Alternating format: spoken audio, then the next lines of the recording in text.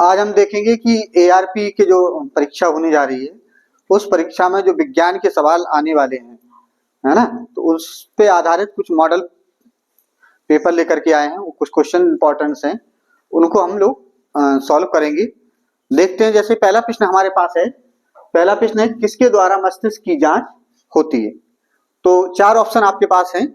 पहला है एक्सरे, दूसरा स्कैनर, अल्ट्रासाउंड, इनमें से कोई नहीं, है ना। तो देखो यहाँ पर क्या एक्सरा क्या होता है। एक्सरा जैसे हम देखते हैं हड्डियों में चोट लग जाती है कहीं, तो फिर हम क्या कराते हैं, एक्सरा कराते हैं। यानी कि पसलियों में कहीं जो पसलियां होती है हड्डियां, उनका जो मशीन जो होती है वो एक्सरे वाली मशीन होती है, उससे हम एक्सरा करवाते हैं। तो उससे एक्सरे करवाते हैं जिससे पता चल जाता है कि हड्डी हमारी कहाँ पर क्रैक है। अब अल्ट्रासाउंड क्या है? अल्ट्रासाउंड एक मशीन के द्वारा होता है जिसके यानी पेट की जो अंदर की जांच होती है ना। जैसे मान लो अगर आपके पेट में पथरी पड़ जाती है, गाल ब्लैडर कहीं पर भी, तो वहां पर अल्ट्रासाउंड कराते हैं कि देखते हैं। कहीं पेशाब की नली मली में कहीं कोई दिक्कत आती है, तब भी हम अल्ट्रासाउंड के माध्यम से कराते हैं। तो ये अल्ट्रासाउंड पेट की जांच करने के लिए होता है। अब मस्तिष्क की जांच पूछ रहा है कि मस्तिष्क की जांच किसके द्वारा, तो हमारे पास एक ही ऑप्शन बचा है, एक स्कैनर। तो हमारा जो मस्तिष्क की जांच होगी वो किसके द्वारा होगी, वो स्कैनर के द्वारा। पूरा बॉडी अंदर जाती है तो पूरी इस गोल टाइप में होता है स्कैनर, तो उसके द्वारा ये मस्तिष्क की जांच होती है। तो हमारा ऑप्शन कौन सा सही है, बी ऑप्शन सही है। चलते हैं, सीखते क्वेश्चन नंबर दूसरा। अब देखेंगे क्वेश्चन नंबर दूसरा क्या है। इसमें दैनिक जीवन में उपयोगी, यानी कि हमारे जो दैनिक जीवन में है हमारे उपयोगी क्या है, केवल विज्ञान उपयोगी है या केवल प्रौद्योगिकी उपयोगी है, क्या विज्ञान और प्रौद्योगिकी उपयोगी है, या इनमें से कोई ऑप्शन सही नहीं है ना। तो सब विज्ञान क्या होता है, यानी कि विज्ञान जो आपकी जो भी ज्ञान है आपका क्रमबद्ध सुशोभित ढंग के ज्ञान को हम क्या कहते हैं, विज्ञान कहते हैं। प्रौद्योगिकी क्या होती है, प्रौद्योगिकी का मतलब होता है टेक्नोलॉजी, यानी कि तकनीकी, यानी कि कोई कठिन कार्य है उसको हम सरल मशीनों के माध्यम से अगर हम उसको कर लेते हैं, है ना, अपना जो कार्य है उसको हम सरल बना लेते हैं, तो उसको हम कहते हैं प्रौद्योगिकी। तो आप देखो, विज्ञान तो हमको ज्ञान बता दिया कि आपको ऐसे ऐसे करना है, लेकिन करने के लिए कोई भारी चीज उठाना है तो हम क्या करते हैं, मशीनों का प्रयोग करते हैं, है ना। हाथ से तो उठा नहीं पाएंगे। तो घर में जैसे अगर हमें सुपारी काटना है तो हम हाथ से काटेंगे, सरौता से काट लेते हैं। तो इस प्रकार की छोटी छोटी सरल मशीनें हैं, उनका हम प्रयोग अपने ज्ञान में प्रयोग करते हैं। तो इसका मतलब ये होगा कि जो हमारे दैनिक जीवन में उपयोग क्या हुई, यानी कि विज्ञान भी हुई और प्रौद्योगिकी भी हुई, है ना। इसलिए हमारा ऑप्शन क्या कौन सा सही हो जाएगा, ये सी ऑप्शन सही हो जाएगा। केवल विज्ञान भी नहीं, केवल ये इन दोनों का मेल होकर के हमारे दैनिक जीवन में ये उपयोगी होता है, यानी कि दैनिक जीवन में हमारा उपयोगी विज्ञान और प्रौद्योगिकी दोनों होता है। ठीक है, चलते क्वेश्चन नंबर सीखते हैं तीसरा। क्वेश्चन नंबर तीसरा में क्या है कि टेलीफोन की सहायता से जुड़ा नेटवर्क क्या नेटवर्क कहलाता है, क्या कहलाता है, स्मार्टफोन। स्मार्टफोन तो होगा नहीं, इसमें इंटरनेट और एक दिया कंप्यूटर, है ना। तो कंप्यूटर क्या होते हैं, है ना, कंप्यूटर टेलीफोन से कनेक्ट होकर के क्या करेंगे, जब करते हैं कनेक्ट तो वो काम करके वो आपका दिखाते हैं, है ना। जो भी आप इनपुट देते हैं तो वो स्क्रीन पर हमको दिखा देता है। तो इसमें क्या होगा कि इसके लिए हम क्या करना पड़ता है, कोई अगर हमें बाहर संदेश भेजना है तो किसके माध्यम से बोले, इंटरनेट के माध्यम से, है ना। तो जो कंप्यूटर का जो जाल बिछा हुआ होता है, एक दूसरे से कनेक्ट होते हैं तो संदेश भेजते हैं, तो वो किसके माध्यम से जाता है, इंटरनेट, है नहीं। तो इसका मतलब है कि टेलीफोन की सहायता से जुड़ा नेटवर्क क्या कहलाएगा, इंटरनेट कहलाएगा। ठीक है, क्वेश्चन नंबर चौथा में क्या है कि रेशम का आविष्कार किस देश में हुआ था, यानी कि रेशम का आविष्कार जो है सबसे पहले, है ना, सर्वप्रथम जो आविष्कार हुआ था, तो चूंकि भारत तो तीसरे स्थान पर है, अमेरिका दूसरे स्थान पर है, अब इन दोनों में से एक सही होगा। तो इसमें क्या होगा, चीन हमारा पहले स्थान पर, सर्वप्रथम जो रेशम का आविष्कार हुआ था वो चीन देश में हुआ था। ठीक है, चलते हैं क्वेश्चन नंबर सीखते हैं 5 में। अब हम देखेंगे कि क्वेश्चन नंबर जो 5वां है उसमें क्या है कि ध्रुवों में ऊष्मा का संचरण होता है, यानी कि ऊष्मा जो होती है वो एक स्थान से दूसरे स्थान तक ध्रुवों में कैसे जाती है। ध्रुव जैसे तरल पदार्थ जैसे पानी है ना, तो उसमें ऊष्मा कैसे जाती है। तो इसमें आपको 4 ऑप्शन दिए हैं। पहला ऑप्शन है चालन द्वारा, संवहन द्वारा, विकिरण द्वारा, इनमें से चौथा ऑप्शन है कोई नहीं। तो इनमें से एक ही क्वेश्चन सही होगा ना। तो देखो चालन, पहले तो हम ये समझ लेते हैं कि चालन क्या होता है। चालन का मतलब ये होता है चलना, यानी कि जब ऊष्मा जो है प्रत्येक बिंदु से होकर के ऐसे चली, है ना। जैसे यहां से आपने कोई छड़ है, जैसे लोहे की छड़ है, अगर आपने इसको ऐसे लोहे की छड़ है या तो अगर यहां पर हमने लौ से किसी से इसको गर्म किया, है ना, यहां पर गर्म करते हैं इसको, अगर गर्म करते हैं तो क्या होगा कि इसमें जो कण होते हैं वो क्या होगा, लोहे में छोटे छोटे कण होंगे। तो क्या होगा, ये ऊष्मा पहले इसको देगा, ये ऊष्मा इसको देगा, फिर ऐसे धीरे धीरे धीरे करके क्या होगी, ये पूरी छड़ गर्म हो जाती है। यानी कि ऊष्मा जो माध्यम है उसके प्रत्येक कण से होकर के गुजरती है। तो जब ऐसी कंडीशन होती है तो उसको कहते हैं चालन द्वारा। यानी कि जितने भी ठोस होते हैं, है ना, यानी कि ये चालन होता है वो ठोसों में होता है। किसमें होता है, ये ठोसों में होता है ना। लोहे की छड़ है, कोई भी धातु है ना, तो उसमें ऊष्मा का ये चालन द्वारा। अब संवहन बचा है। संवहन का मतलब होता है कि ये प्रत्येक कण को ना दे करके सीधे यहां से चले और यहां तक पहुंच जाए।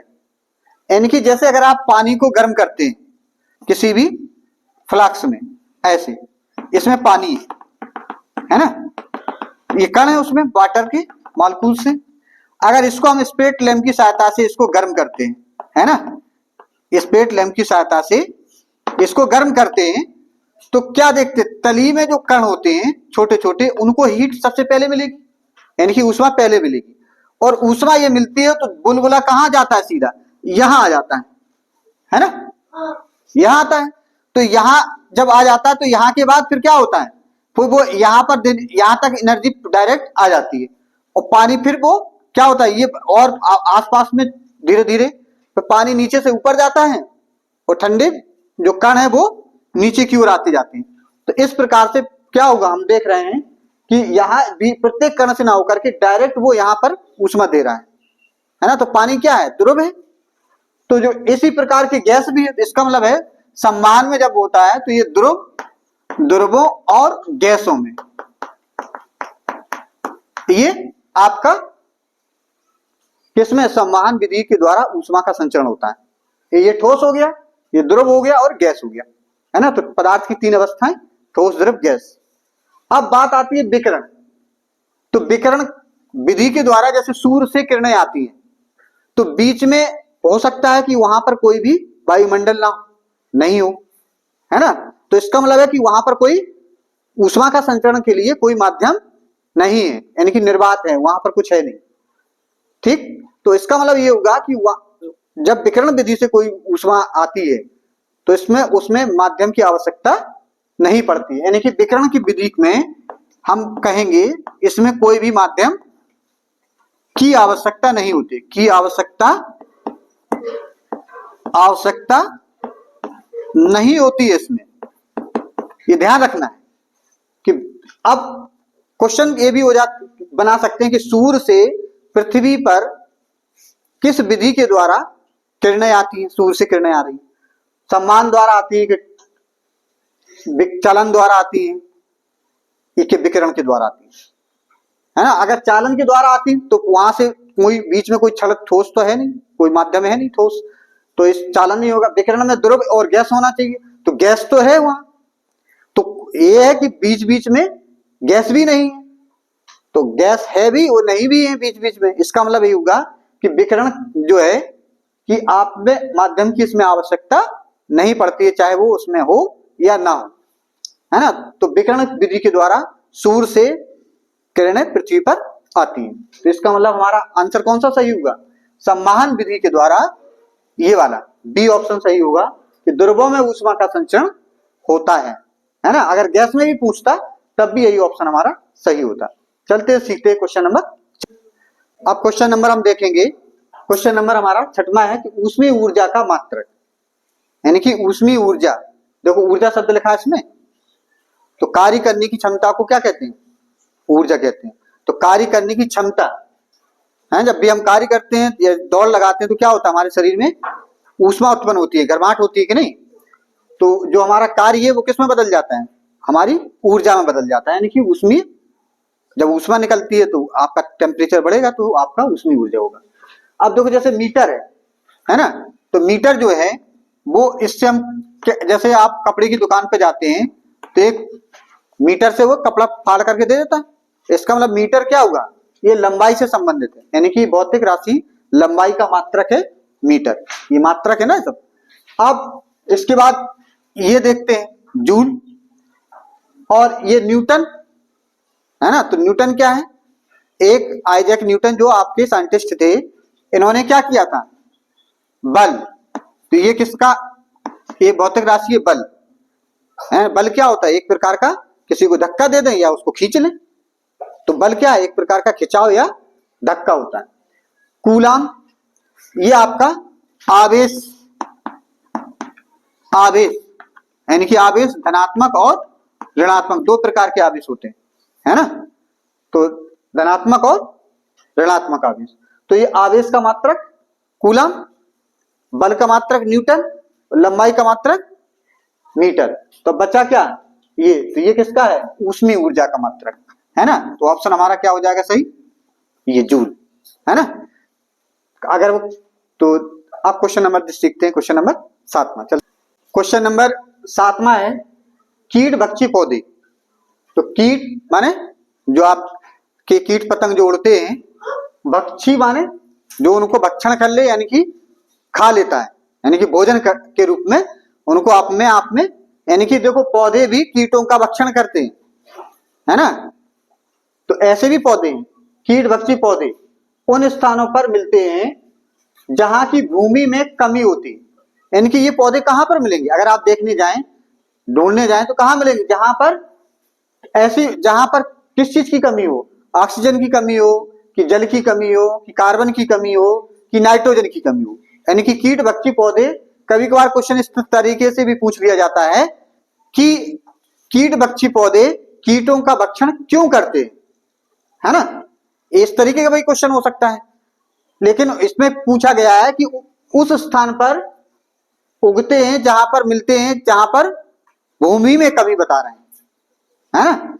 क्योंकि भूमि में क्या हो, कमी होती है, क्योंकि जमीन से जो चीज नहीं मिल पाती है तो वहां पर कीट भक्षी पौधे क्या करेंगे, उस कमी को पूरी करने के लिए कहीं से दूसरी जगह से तो लेंगे ही, है ना।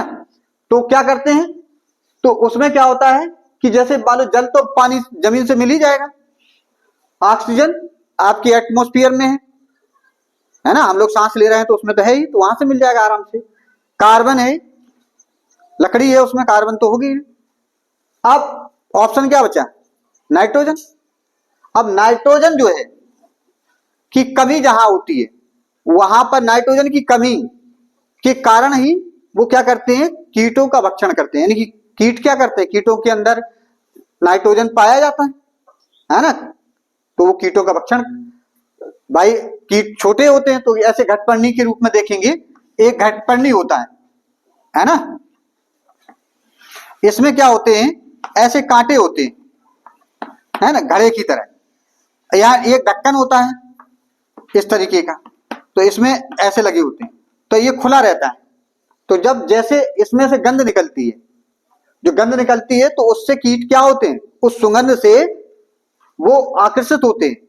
तो आकर्षित होते हैं तो नीचे की ओर तो चला जाएगा कीट, यहाँ पर कीट यहाँ तो चला जाएगा, लेकिन जब ये ऊपर वापस आता है तो ये कांटे जो होते हैं उसके शरीर में क्या होते हैं, चुभ जाते हैं, है ना। उसके शरीर में चुभ जाएंगे तो इसका मतलब यहीं पर मर जाएगा, तो मर जाएगा तो जो उसके अंदर नाइट्रोजन होगी वो इस पौधे को मिल जाएगी।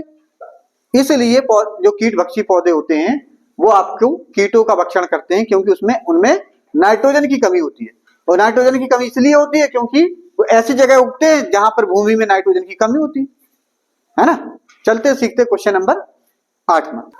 अब क्वेश्चन नंबर हम देखेंगे 8वां क्वेश्चन है क्या है, लार में पाए जाने वाला एंजाइम, यानी कि एंजाइम क्या होते हैं, एक जो हमारे भोजन को पचाने में मदद करते हैं, है ना। तो इसमें जैसे पहला है टाइलिन, पेप्सिन, रेनिन, इनमें से कोई नहीं, 4 ऑप्शन दिए गए। तो इसमें आप पेप्सिन, रेनिन, टाइलिन, है ना। तो सबसे बात कर लेते हैं पेप्सिन की। पेप्सिन, ये पेप्सिन और ये रेनिन 2 एंजाइम है। जब भोजन ग्रास नली से आमाशय में पहुंचता है, कहां पहुंचता है, आमाशय में। सबसे ज्यादा भोजन का किस जगह रहता है, आमाशय में। पाचन की क्रिया तो वहीं से प्रारंभ होती है, तो उसके दीवारों से जठर रस निकलते हैं, यानी कि तो उनको पेप्सिन और रेनिन भी कहते हैं। पेप्सिन क्या करता है और रेनिन क्या करता है ना।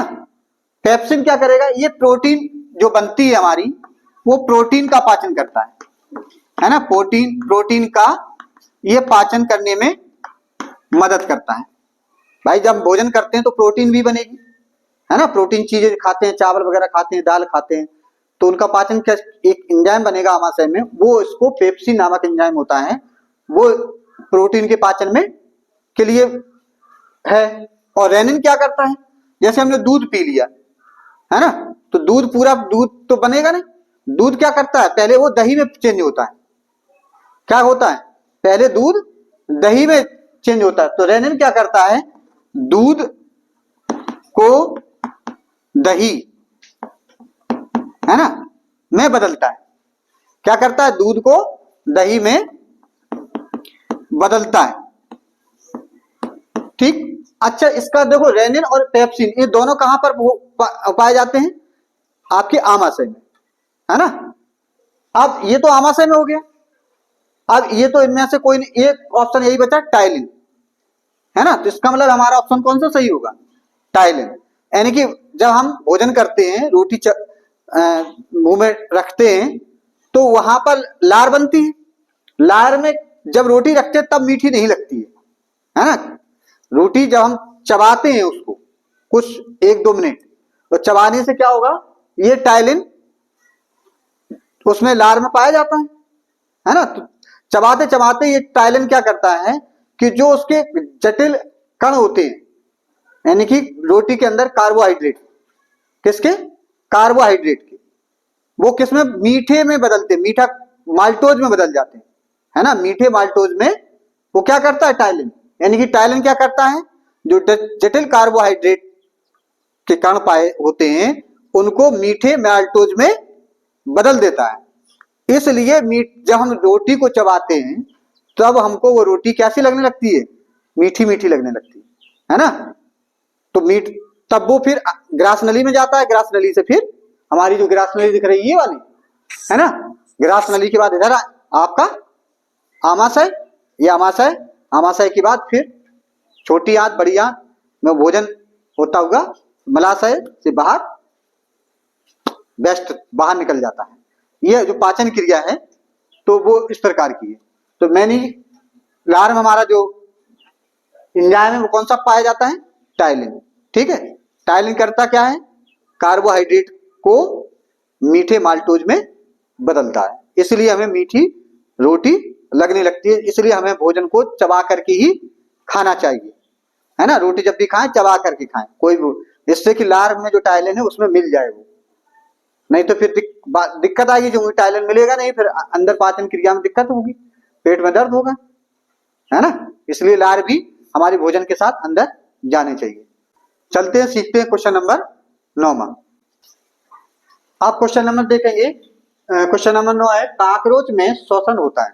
काकरोच देखा होगा ना, घरों में फिरता है लाल, है ना, देखा काकरोच। तो उसमें किसके द्वारा वो सांस लेता है, फेफड़ों द्वारा लेता है, जैसे हम लोग करते हैं ना, श्वास रंध्रों द्वारा, गिल्स द्वारा और त्वचा द्वारा, है ना। तो इसमें हमको जैसे त्वचा द्वारा कौन सांस, जैसे मेढक पानी में चला जाता है तो उस समय मेढक क्या करता है, वो अपनी त्वचा के द्वारा सांस लेता है। और जब वो जमीन पर आ जाता है तो आपके नाक से सांस लेने लगता है, नाक रहती है ना, नसा छिद्र के द्वारा फेफड़े काम करने लगते हैं। अब लेकिन मछली को जब हम पानी से बाहर निकालते हैं तो कैसे उठक पुठक करती है ना? क्यों? क्योंकि जैसे अगर आपको पानी में डुबो दिया जाए तो वहां तड़फड़ाओगे, ऐसी मछली बाहर निकालने पर तड़पती है। क्यों? क्योंकि उसके गिल्स, उनके अंदर जो गिल्स होते हैं जिससे वो सांस लेती है, वो पानी में मिली हुई ऑक्सीजन को वो उसके द्वारा लेती है, तो वो उससे जिंदा रहती है। लेकिन जब वो बाहर आ जाएगी तो फिर वो उसके गिल्स काम करना बंद कर देंगे, क्योंकि वायुमंडल से वो ऑक्सीजन को नहीं ले पाती है। तो फिर जब जिसकी सांस बंद हो रही हो तो वो तड़पेगा कि नहीं तड़पेगा? तुम्हारी नाक बंद कर दिया जाए, है ना, तो एकदम लगेगा कि एकदम मरने वाले, ऐसे ही वो मछली तड़पने लगती है ना? तो मछलियां जो श्वसन किसके सांस लेती हैं? गिल्स के द्वारा। और त्वचा के द्वारा मेढक सांस लेता है। केंचुआ जो होता है वो भी त्वचा के द्वारा सांस लेता है। ठीक है। अब फेफड़ों के द्वारा, है ना, हम लोगों के फेफड़े काम करते हैं, मेढक के भी फेफड़े काम करते हैं जब वो जमीन पर होता है। अब बात होती है श्वास रंध्र क्या होते हैं। तो जो बीच आपका, जैसे कोई कॉकरोच है तो उसके शरीर पर छोटे छोटे इस तरीके से ऐसे, मान लीजिए ऐसे कॉकरोच है, यहां पर इसके, है ना, पैर बने हैं, तो यहां पर छोटे छोटे क्या होते हैं? छिद्र होते हैं। यानी कि जितने कीट जो भी है, कॉकरोच है या अन्य कीट, उनके शरीर पर क्या होते हैं? छोटे छोटे छिद्र पाए जाते हैं। उनको हम कहते हैं श्वास छिद्र, है ना, या रंध्र। तो इसका मतलब ये होगा कि कॉकरोच हो या अन्य कीट, वो सभी क्या करते हैं? श्वास रंध्रों के द्वारा सांस लेते हैं। तो ऑप्शन हमारा कौन सा सही हो जाएगा? ऑप्शन नंबर बी सही हो जाएगा, है ना।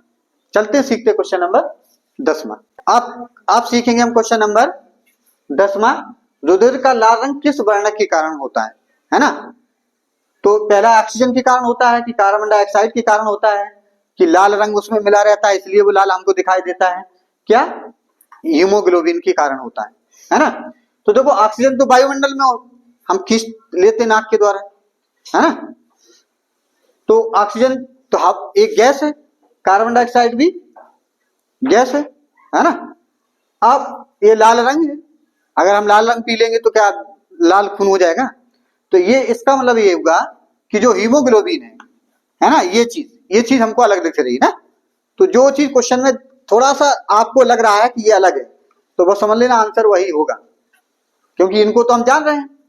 तो हीमोग्लोबिन जो है हमारे रक्त में होता है, जिसके कारण खून का रंग जो हमारा लाल होता है ना। चलते सीखते क्वेश्चन नंबर 11वां। क्वेश्चन नंबर 11वां में क्या है? प्राकृतिक चयनवाद किस वैज्ञानिक ने प्रतिपादित किया था, यानी कि किस वैज्ञानिक ने दिया था? 4 ऑप्शन है। डार्विन, दूसरा है लेमार्क, तीसरा है जगदीश चंद्र बोस, और चौथा है जॉन मेंडल, है ना। इनका पूरा नाम क्या है? ग्रेगर जॉन मेंडल, है ना, ग्रेगर जॉन मेंडल। तो देखो ये लेमार्क और डार्विन, जॉन मेंडल और ये जगदीश चंद्र बोस, है ना। तो इसमें से आपको क्या लग रहा है? चयनवाद, सबसे प्राकृतिक चयनवाद का मतलब क्या होगा? प्राकृतिक का मतलब प्रकृति स्वतः ही जीव जंतुओं को चयन करती है ना। यानी कि अर्थात कि जो प्रकृति के अनुसार अपने आप को ढाल लेते हैं वो जीवित रहते हैं, अन्यथा मर जाते हैं, है ना। जैसे हम लोग सर्दी लगती है तो क्या करते हैं? सर्दियों में क्या करते हैं? सोते समय रजाई उड़ने लगते हैं, पहनते कपड़े मोटे वाले कपड़े, गहरे रंग के कपड़े पहनते हैं सर्दियों में, है ना, जिससे हमारा शरीर का टेम्परेचर कम ना हो, है ना। तो वातावरण के अनुसार अपने आप को ढाल लेते हैं, तो वो जीवित रहते हैं। जो नहीं ढाल पाते हैं वो बंदा है नमो नमः, है ना, कहानी खत्म हो जाती है। तो ये जो डार्विनवाद थे, डार्विन इन्होंने दिया था प्राकृतिक चयनवाद। कौन थे? डार्विन। ठीक है, तो ऑप्शन हमारा ए सही है। जॉन मेंडल ये अनुवंशिकता के जनक थे, यानी इन्होंने मटर के पौधे पर आविष्कार किया था, है ना। चलिए सीखते हैं क्वेश्चन नंबर 12। क्वेश्चन नंबर 12 में मानव रुधिर वर्ग की खोज सर्वप्रथम किस वैज्ञानिक ने की थी। यानी कि रुधिर जो वर्ग है वो हमारे 4 वर्ग हैं, ए बी और ओ और ए बी, है ना। ए बी और ओ, 4 प्रकार जो वर्ग पाया जाता है रुधिर वर्ग, वो हमारा कितना है, 4 वर्गों में बांटा गया। तो ये रुधिर वर्ग, जो रुधिर का जो वर्गीकरण होगा, है ना, तो किस वैज्ञानिक ने सर्वप्रथम दिया था। तो इसमें देखो 4 ऑप्शन दिए हैं। पहला है हेल्स, कार्ल लैंडस्टीनर, लेमार्क और डार्विन। क्योंकि हमको ये अभी हमने देखा कि लेमार्क और डार्विन ये दोनों वैज्ञानिक किससे संबंधित है, ये विकास के सिद्धांत से संबंधित है। तो निश्चित है कि ब्लड से इनका कोई लेना देना नहीं हुआ। तो ये आप देख रहे हैं कार्ल लैंडस्टीनर, है ना। तो ये जो थे वैज्ञानिक, ये आपके जो वैज्ञानिक हैं, ये 1868, है ना, 1943, ये कब के थे, 1868 से 1943 के बीच में। हमको ये पता चला था कि हमारा वर्ग जो है रुधिर वर्ग 4 वर्ग हैं इसमें। अब ऐसा, अब जैसे रुधिर किसी को देना है, किसी को खून, मान लो एक्सीडेंट हो गया, खून उसको जरूरत पड़ी, तो उस लेने वाले का ग्रुप और देने वाले का ग्रुप दोनों का एक सा ग्रुप होना चाहिए, है ना, तभी वो मतलब सूट करेगा। नहीं तो वो क्या करेगा, जैसे लेने वाला ए है और देने वाला बी है, ए वाले को बी ने दे दिया, है ना, तो देने वाले की तो कोई गलती नहीं। अब ए के ब्लड में कौन सा गया, बी वाले का, तो वो जाकर के क्या करेगा, खून को जमा देगा, थक्का बना देगा ए वाले के शरीर में। जब थक्का जम जाएगा तो फिर शरीर में कहानी खत्म हो जाएगी, यानी कि गोविंदा नमो नमः, कहानी मर जाएगा फिर वो है, क्योंकि खून का संचरण पूरे शरीर में नहीं हो पाएगा, थक्का जम गया तो क्लाउड जो हो जाएंगे बीच बीच में जम जाएंगे। तो इसलिए लेने वाला और देने वाला एक सा होना चाहिए। अगर मान लीजिए एक सा नहीं है, तो जो ओ वर्ग का है, कौन से वर्ग का, ओ वर्ग का अगर कोई व्यक्ति है, तो फिर ओ वर्ग क्या है, किसी भी व्यक्ति को वो क्या है, खून दे सकता है। यानी कि इसका मतलब है ओ वर्ग वाला सर्वदाता होगा, है ना। और अगर लेने वाले का वर्ग ए भी है ना, तो वो ए का भी ले सकता है, बी का भी ले सकता है, क्योंकि उसका ग्रुप कौन सा है, ए बी, ब्लड ग्रुप उसका ए बी है। तो ए बी वाला किसी का भी खून ले सकता है और ओ वाला किसी को खून दे सकता है, लेकिन ओ वाला वर्ग ओ ही वर्ग वाले खून को ले पाएगा, है ना, ले सकता है। ओ वाला वर्ग ओ ही वाले वर्ग का लेगा, ना तो ए का लेगा ना बी वाले का लेगा। और ए बी वाला ओ वर्ग का भी ले लेगा, ए का भी ले लेगा, बी का भी लेगा, यानी कि वो सर्वग्राही वर्ग कहलाता है, यानी कि किसी का भी खून ले सकता है। तो ये जो कार्ल लैंडस्टीनर थे, वो इन्होंने सर्वप्रथम मानव रुधिर वर्ग की सर्वप्रथम खोज किसने की थी, कार्ल लैंडस्टीनर ने। चलते सीखते हैं क्वेश्चन नंबर 13। आप क्वेश्चन नंबर देखेंगे, हम क्वेश्चन नंबर 3 है ना, 3 नहीं 13 है ना। 13वां क्वेश्चन, विद्युत धारा का मात्रक बताना है। कौन सा है, पहला ऑप्शन है कूलाम, दूसरा वोल्ट, तीसरा एम्पियर, चौथा सेकंड, है ना। तो पहला देखो कूलाम क्या है, अभी हमने पहले क्वेश्चन बताया था, कूलाम जो है किसका मात्रक है, आवेश का मात्रक है, ठीक है। और समय तो आप जान ही रहे हैं, ये सेकंड जो है वो समय का मात्रक है, यानी कि समय हम का जो इंटरनेशनल सिस्टम है, यूनिट जिसकी जो है वो सेकंड, है ना। अब वोल्ट ये है विभवांतर।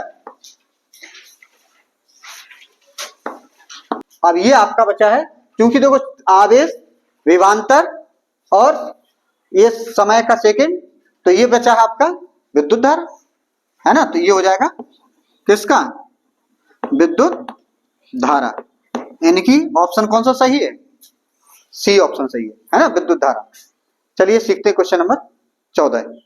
क्वेश्चन नंबर 14 है, कीटों में उत्सर्जी अंग होता है, यानी कि उत्सर्जी पहला है वृक्क, है ना, उत्सर्जिका, यदि, आदि, वृक्क, मैल्पिगी, नलिकाएं, यानी कि 4 ऑप्शन हमारे पास है, वृक्क, उत्सर्गिका, आदि, वृक्क और मैल्पिगी, नलिकाएं। इनमें से एक ऑप्शन सही होगा। तो कीटों में पूछा गया है ना। तो ये जो उत्सर्जिका है ये आपके केंचुआ, किस में होता है, केंचुआ, है ना, केंचुआ। ये जो वृक्क होती है किडनी, एक जोड़ी जो हमारे शरीर में होती है मानव में, ठीक है। और आधे जो वृक्क है उत्सर्जी अंग, ये चपटे फीता कृमि होते हैं, है ना, चपटे फीता कृमि, है ना। तो अब बचा क्या, ये, इसका मतलब कीटों में जो उत्सर्जी अंग होते हैं, क्योंकि कीट पतंगों को भी तो भाई उत्सर्जी अंग होंगे उसके, तो ये होगा हमारा ऑप्शन डी ऑप्शन सही है। चलिए सीखते हैं क्वेश्चन नंबर 15। क्वेश्चन नंबर 15 यानी 15 है, मलेरिया की दवा किस पौधे से प्राप्त होती है, नीम से होती है कि सिनकोना से होती है कि कपास से होती है कि सर्पगंधा से होती है ना। 4 ऑप्शन दिए। तो इसमें आपको मलेरिया की जो दवा होती है वो आपकी कौन सा ऑप्शन सही है, सिनकोना, यानी कि बी ऑप्शन सही है। चलते सीखते हैं क्वेश्चन नंबर 16। क्वेश्चन नंबर 16 है, सबसे अधिक प्रोटीन पाया जाता है, किस में पाया जाता है, अनाज में, है ना, कि दालों में, कि फलों में, कि सब्जियों में, है ना। तो सबसे ज्यादा जो प्रोटीन होता है तो आप देख रहे हैं कि दालों में पाया जाता है ना। जैसे सबसे, और दालों में सबसे ज्यादा किस में पाया जाएगा, मूंग की दाल, है ना। जो मूंग की दाल होती है उसमें सबसे ज्यादा प्रोटीन पाया जाता है, इसलिए हम लोगों को मूंग की दाल ज्यादा खाना चाहिए। जैसे मरीज होता है ना घर में, तो हम क्या करते हैं, मूंग की दाल उसको दी जाती है ना, सबसे ज्यादा उसकी खिचड़ी बना के उसको खिलाई जाती है। चलते हैं सीखते हैं।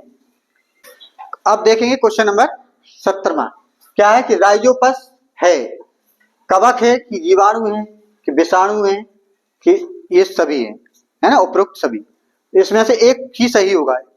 तो जो कवक देख रहे हैं ना, कवक, तो आपने देखा होगा कि जैसे डबल रोटी वगैरह होती है तो उसमें फफूंदी लग जाती है, इसको हिंदी में मतलब आम बोलचाल में क्या कहते हैं, फफूंदी भी कहते हैं, है ना। हरे हरे कलर का वैसा दिखता है फफूंदी टाइप में।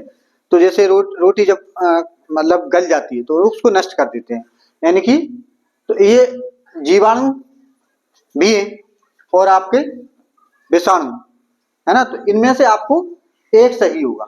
तो जो राइजोपस है वो क्या है, एक प्रकार का कवक होता है ना।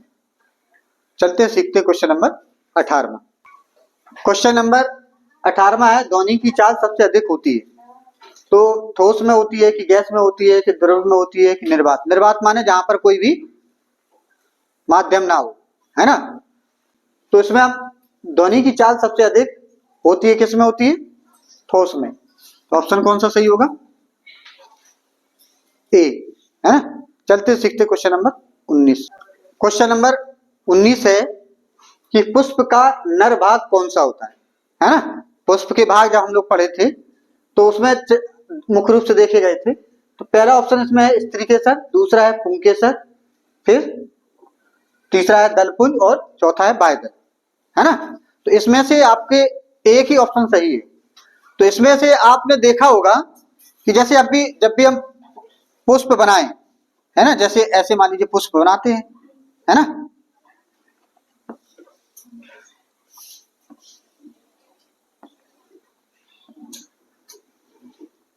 तो यहां पर एक इस प्रकार की नली संरचना होती है, यहां पर देखे होंगे कि इस प्रकार के लगे होते हैं, है ना, रोए पतली संरचना होती है, और यहां से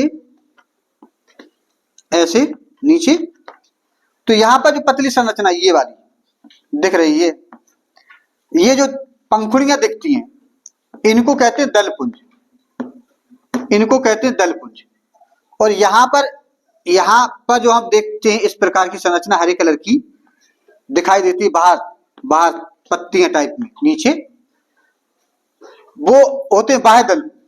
ये दलपुंज होते हैं जो पंखुड़ी होती है, यानी कि जो कीट पतंग होते हैं पुष्प की तरह उस पंखुड़ियों से को देख करके उससे गंध निकलती है, उससे आकर्षित होते हैं, ये उन्हें बोलते हैं दल पुंज, चूंकि बहुत सारी पंखुड़ियां हैं, है ना। अब इसकी जो बीच वाली संरचना है ये वाली, इसको बोलते हैं स्त्री केसर, स्त्री केसर। और स्त्री केसर माने मादा वाला भाग, मादा भाग, है ना। और ये आपके क्या होगी, इन्हें बोलते हैं पुंकेसर। क्या बोलते हैं, पुंकेसर। देखो पू से पुमंग, पू से पुंकेसर, है ना। पू से पुरुष, पुरुष माने नर, इसका मतलब ये जो पुंकेसर होगी वो कौन सा भाग होगी, वो आपके नर भाग होगी, है ना। तो हमारा ऑप्शन कौन सा सही है, बी ऑप्शन सही है। चलते सीखते क्वेश्चन नंबर 20। क्वेश्चन नंबर 20 देखते हैं कि जंतु विज्ञान के जनक इनमें से कौन से हैं, इनको आपको बताना है। अरस्तु है कि लिनियस है कि ये थियोफ्रैक्टस है।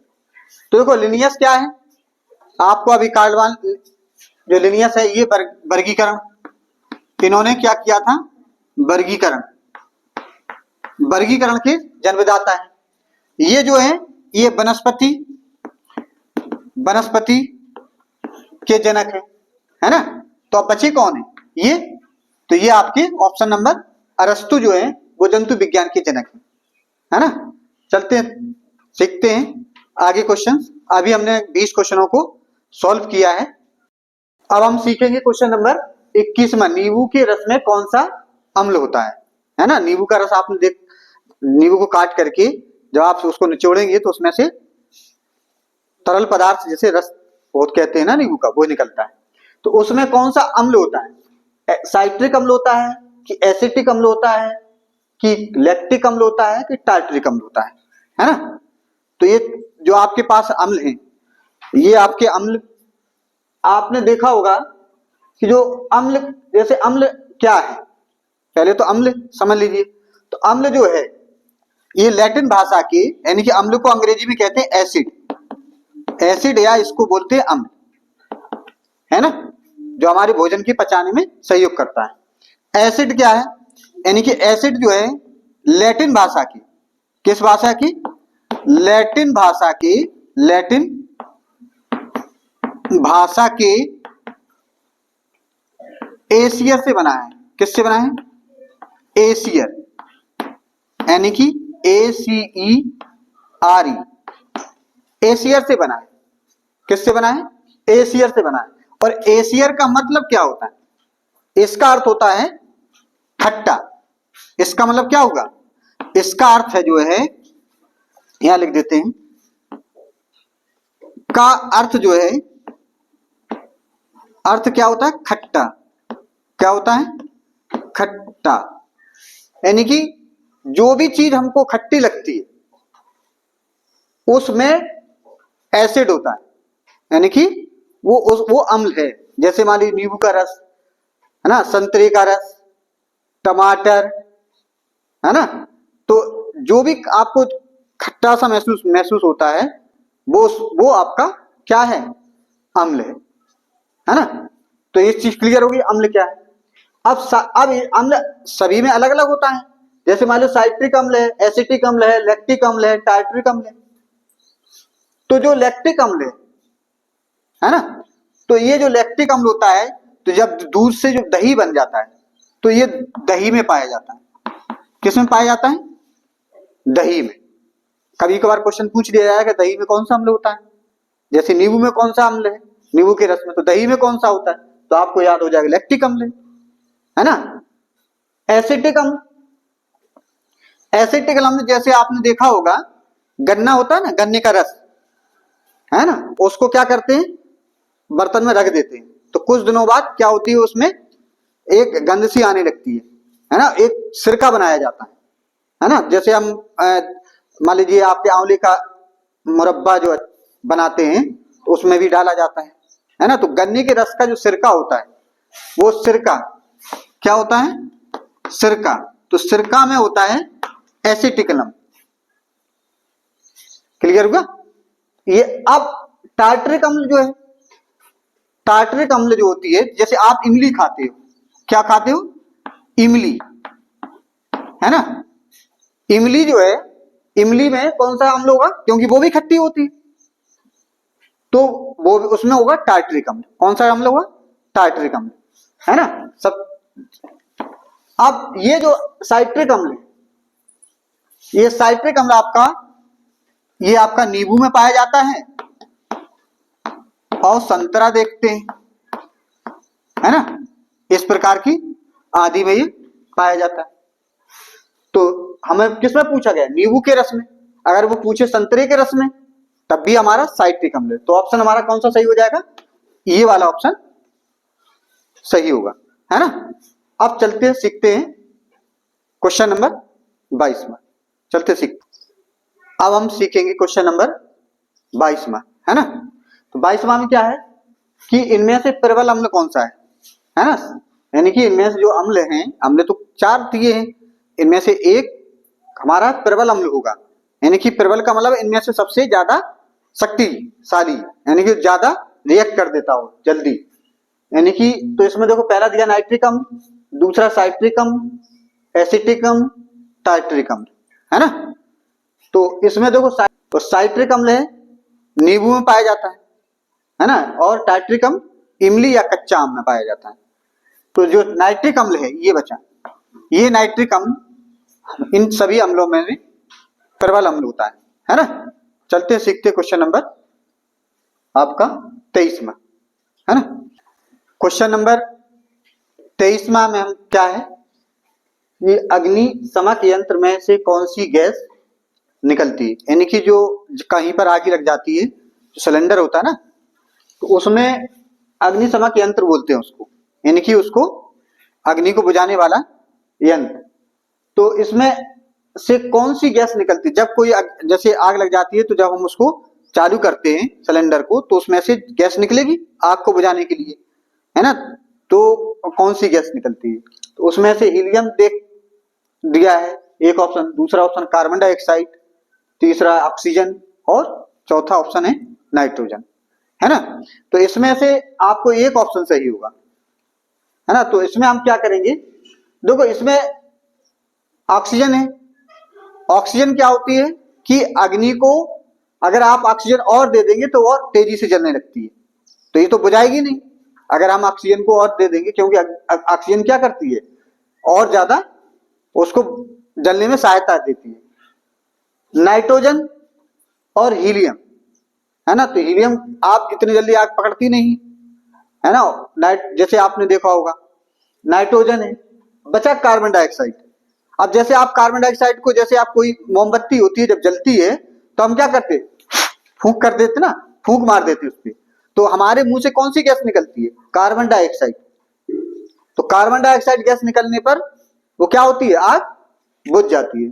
तो जो अग्निशमक यंत्र होता है, तो जैसे अग्निशमक यंत्र में क्या होता है, जैसे कोई यंत्र ऐसे बना है,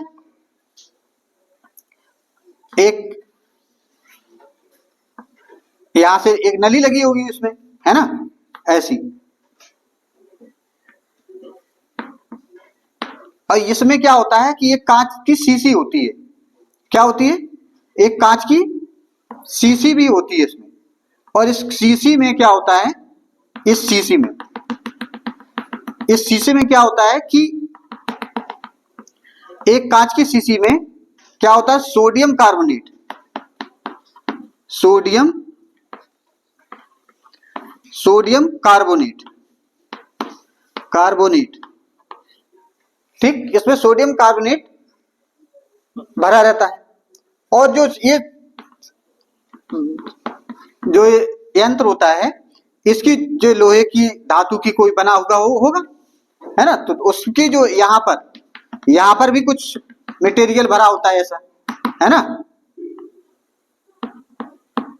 यहाँ पर कुछ पिन वगैरह होती है कुछ, यहाँ पे ये जो मटेरियल यहाँ भरा होता है, इसमें होता है सल्फ्यूरिक अम्ल, सल्फ्यूरिक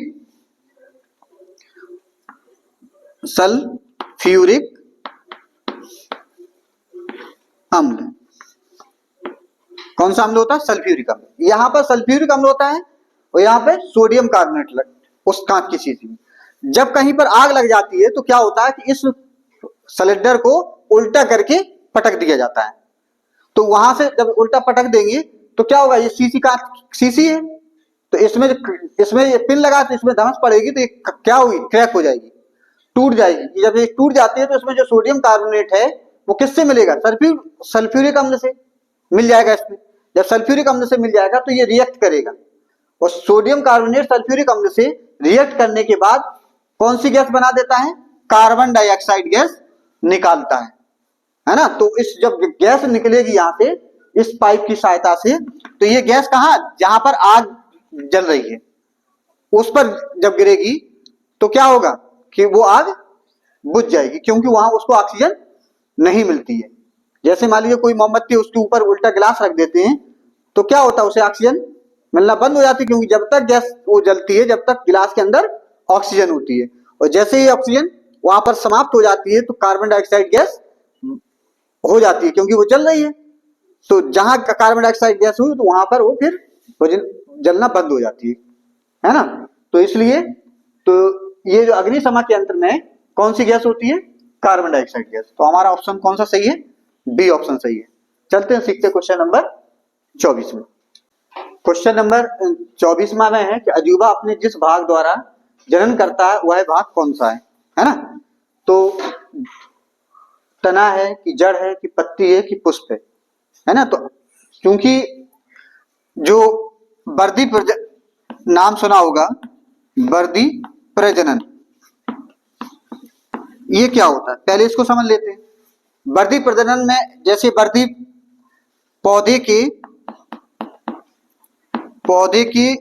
जो वर्दी भाग है, वर्दी भाग कौन कौन से होते हैं, जड़ है, तना है, पत्ती है ना। इनसे अगर कोई नया पौधा बनता है, नए पौधे का जन्म होता है तो उसे हम कहते हैं वर्दी प्रजनन, ठीक है। अब जैसे आप देखें कि जड़ के द्वारा किस किस में होता है, तो सतावर की जड़ है, शकरकंद की जड़ को अगर हम लगा देते हैं तो उससे भी एक नया पौधा बन जाता है। अगर तना में देखें, तना जैसे आलू है, आलू क्या है, तना होता है। गन्ना है ना, गन्ने के भी तने को हम जमीन में लगा देते तो उससे भी एक नया पौधा बनता है। उसी प्रकार से पत्ती में जैसे देखेंगे अजूबा की पत्ती है, अजूबा की पत्ती है, या बेगोनिया है ना, बेगोनिया की पत्ती है, अजूबा है, बेगोनिया है। तो ये अजूबा बेगोनिया में जो पत्ती होती है इस तरीके की, इसमें देखेंगे तो यहां पर क्या होता है, यहां पर ये पत्ती बनाएंगे इस तरीके की है ना, ऐसे बन जाएगी पत्ती। तो यहां पर क्या होगा, किनारे यहां पर कलिकाएं होती है, क्या होती है, कलिकाएं। जब यहां कलिकाएं होती तो यहां से क्या होता है, नया पौधा बनता है इस पर की है ना, एक नया पौधे का यहां से जन्म हो जाता है, चाहे बिगोनिया की पत्ती हो चाहे अजूबा की पत्ती हो। तो इसी को क्या बोलेंगे, जनन, वर्दी जनन, यानी कि जो अजूबा है वो किसके द्वारा जनन करता है, वो पत्ती के द्वारा करेगा है ना। चलते क्वेश्चन नंबर सीखते हैं 25वां। क्वेश्चन नंबर 25वां है, न्यूट्रॉन की खोज की है। इनमें से 4 ऑप्शन है, कणाद, डाल्टन, जेम्स चेडविक और रदरफोर्ड है ना। तो कणाद एक भारतीय दार्शनिक थे। उनका कहना था कि जैसे किसी पदार्थ को अगर हम विभाजित करते जाएं तो एक स्थिति ऐसी आएगी, एक सूक्ष्म कण हमको मिलेंगी कि जिनको और आगे विभाजित नहीं किया जा सकता है, उसी को हम कहते हैं, उसका नाम बाद में क्या होगा, परमाणु नाम दिया गया है ना। तो दो एक दार्शनिक और हुए जिनका नाम था, एक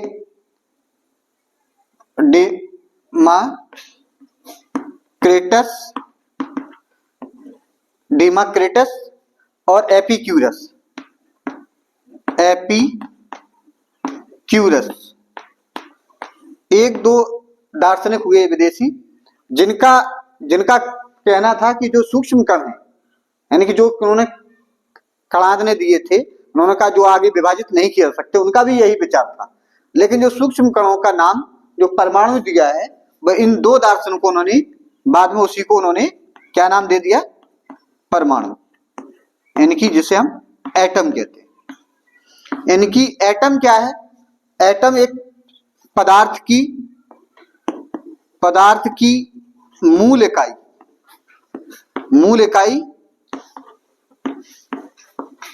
क्या है, परमाणु। यानी कि परमाणु जो है, जो पदार्थ जो है परमाणुओं से मिलकर के बना होता है। यानी कि पहले जब दो परमाणु मिलेंगे तो एक अणु बनता है, अणु मिला करके तत्व से मिलकर के पदार्थ बनते। इस प्रकार से एक परमाणु की खोज हुई। तो परमाणु का अगर हम मान लीजिए एक परमाणु अगर इस तरीके का है और यहाँ पर नाभि है, ये नाभि है, तो नाभि में क्या होते हैं, दो तत्व पाए जाते हैं इसमें। एक होता है न्यूट्रॉन, एक न्यूट्रॉन होता है और एक होता है प्रोटॉन। और इसके नाभिक के चारों तरफ यहाँ पर इसे बोलते हैं इलेक्ट्रॉन होते हैं। यहाँ पर इलेक्ट्रॉन पर क्या होता है, इस इलेक्ट्रॉन पर ऋण आवेश होता है। और यहाँ प्रोटॉन होता है P और न्यूट्रॉन का सिंबल होता है N। तो यानी कि प्रोटॉन पर धनात्मक आवेश होता है, न्यूट्रॉन पर कोई आवेश नहीं होता है। यानी कि परमाणु जो है न्यूट्रॉन, प्रोटॉन और इलेक्ट्रॉन से मिलकर के बना होता है। तो जो परमाणु रदरफोर्ड ने किसकी खोज की थी, रदरफोर्ड ने की थी प्रोटॉन की खोज। इन्होंने तो प्रोटॉन की खोज की थी, है ना। और कणाद ने तो अपना दार्शनिक थे जिन्होंने बताया था कि किसी पदार्थ को अगर हम विभाजित करें तो उसमें जो सूक्ष्मतम कण होगा वो आपका परमाणु कहलाएगा। डाल्टन का विचार था कि जो परमाणु होता है उसे विभाजित नहीं किया जा सकता, लेकिन कुछ समय के बाद ये बात निकल के आई कि परमाणु को भी विभाजित कर सकते हैं। यानी कि परमाणु भी 3 इलेक्ट्रॉन, प्रोटॉन और न्यूट्रॉन से मिलकर के बना होता है। यानी कि इलेक्ट्रॉन परमाणु के नाभिक के चारों ओर चक्कर लगाता है और नाभि में प्रोटॉन और न्यूट्रॉन होते हैं। तो न्यूट्रॉन जो है, तो ऑप्शन बनता है हमारे पास ये चैडविक, यानी कि जेम्स चैडविक ने न्यूट्रॉन की खोज की थी, ठीक है। और रदरफोर्ड ने प्रोटॉन की खोज की थी और इलेक्ट्रॉन की खोज आपके जे थॉमसन ने की थी। तो अभी हमने ये सीखा है कि न्यूट्रॉन की खोज यानी कि जेम्स चैडविक ने की थी। अभी हमने 25 क्वेश्चनों को सॉल्व। क्वेश्चन नंबर 26 हम देखेंगे क्या है, बॉक्साइट किसका अयस्क है, सोडियम, लोहा, एल्युमिनियम और कॉपर, है ना। तो जो बॉक्साइट है यानी कि जो बॉक्साइट है वो आपका किसका है, एल्युमिनियम का, है ना। तो बॉक्साइट का अगर हम रासायनिक सूत्र देखेंगे तो इसको हम बोलते हैं Al2O3 है ना। तो ये बॉक्साइट का रासायनिक फॉर्मूला है। तो अब हम सीखेंगे क्वेश्चन नंबर 27। क्वेश्चन नंबर 27 है, कुकर मुक्ता है, क्या है, कवक है कि शैवाल है कि जीवाणु है कि प्रोटोजोआ है ना। जो आपने कुकर मुक्ता देखा होगा, इस तरीके का छतरीनुमा इस तरीके का होता है, ऐसे बना है ना, ऐसे जमीन पर लगा होता है ना, इस तरीके से है ना, जमीन पर ऐसे लगा होता है। बरसात में कहीं पर देखा होगा तो उसको बोलते हैं कुकर मुक्ता। तो ये क्या है, एक प्रकार का कवक होता है ना। चलते हैं क्वेश्चन नंबर सीखते हैं 28 में। अब देखेंगे क्वेश्चन नंबर आपका 28 है कि ऑक्सिन एक हार्मोन्स होता है। ऑक्सिन हार्मोन्स वो कौन सा हार्मोन्स है, ऑक्सिन जो है जंतु हार्मोन्स है, इनकी जंतु में पाया जाता है कि औषधि है, ऑक्सिन की उत्सर्जी पदार्थ है कोई, या पादप हार्मोन है ना। तो पादप हार्मोन जैसे जो ऑक्सिन है ये, है ना, तो जैसे आपने देखा होगा जैसे चना या मटर की खेती करते हैं किसान, तो उसमें क्या करते हैं कि जो कोई पौधा है, अगर मान लीजिए यहाँ कोई पौधा यहाँ पर है, तो इसमें क्या करते हैं वो ऊपर से थोड़ा काट देते हैं, है ना, काट देते हैं तो क्या करते हैं यहाँ से फिर और शाखाएं ऐसी निकलने लगती हैं किनारे से। तो ये किसके कारण होता है, ये आपके जो एक हार्मोन्स होता है उसे बोलते हैं ऑक्सिन, यानी कि तो ये ऑक्सिन हार्मोन्स किसमें होगा, ये पौधों में, यानी कि पादप हार्मोन से। इसलिए हम कह सकते हैं कि जो ऑक्सिन है वो कौन सा ऑप्शन सही होगा, डी ऑप्शन सही होगा, पादप हार्मोन। चलते हैं क्वेश्चन नंबर सीखते हैं 29वां। क्वेश्चन नंबर 29वां में है कि कोशिका का ऊर्जा ग्रह कहा जाता है, किसे कहा जाता है, हरित लवक, माइटोकॉन्ड्रिया को, कि रिक्तिका को, कि राइबोसोम को, है ना। तो जो हरित लवक होता है ना, हरित लवक कहाँ होता है, पत्तियों पाया जाता है ना, जिसके हरित लवक के कारण तो पत्तियों का रंग हरा होता है, तो जिसे हम क्लोरोफिल कहते हैं। अब वो क्या करते हैं कि प्रकाश संश्लेषण की क्रिया में वो भाग लेते हैं, यानी कि प्रकाश भोजन बनाने का ये काम करते हैं, ठीक, ये भोजन बनाने के लिए ये इस हरित लवक का कार्य होता है। रिक्तिका क्या होती है, जंतुओं में और पौधों में दोनों में पाई जाती है, लेकिन जंतुओं में जो होती है एक केंद्र में पाई जाती है, तो जंतुओं में क्या होता है कि इनकी जो आकार छोटा होता है, जबकि पौधों में इनका आकार बड़ा होता है ना। तो ये क्या करते हैं कि जैसे पौधे में जो लवण होते हैं, पानी होते हैं, उनको संरक्षित करते हैं, जबकि राइबोसोम क्या है, राइबोसोम क्या करता है, ये प्रोटीन, जैसे जो प्रोटीन होता है उसका संश्लेषण करने में इसका सहयोग होता है। तो ये तो प्रोटीन से संबंधित हो गया, तो ऊर्जा, इनसे जो ऊर्जा बनी कहाँ स्टोर होगी, फिर हमारी माइटोकॉन्ड्रिया, यानी कि माइटोकॉन्ड्रिया जो होता है पौधे में, है ना, तो उसमें क्या होगा, उसको हम बोलेंगे कोशिका का ऊर्जा ग्रह, किसको बोलेंगे, माइटोकॉन्ड्रिया। चलते सीखते हैं क्वेश्चन नंबर 30वां। क्वेश्चन नंबर 30 है कि मानव नेत्र किसी वस्तु का प्रतिबिंब बनाता है, यानी कि मानव नेत्र पर जो आप देखते हैं उसका प्रतिबिंब जो नेत्र के किस भाग पर बनता है ना। तो जो 4 ऑप्शन दिए हैं, कार्निया पर, आइरिस पर, पुतली पर, रेटिना पर, है ना। तो जो रेटिना है इस पर मानव नेत्र जो किसी वस्तु का जो प्रतिबिंब हम देखते हैं तो वो रेटिना पर बनता है, ठीक है। इस प्रकार से अभी हमने 30 प्रश्नों को, साइंस के क्वेश्चनों को, इंपॉर्टेंट क्वेश्चंस हैं उनको सॉल्व किया है। तो अब इसी प्रकार के क्वेश्चनों को लेकर के हम अगले वीडियो में फिर से आएंगे, तब तक के लिए धन्यवाद।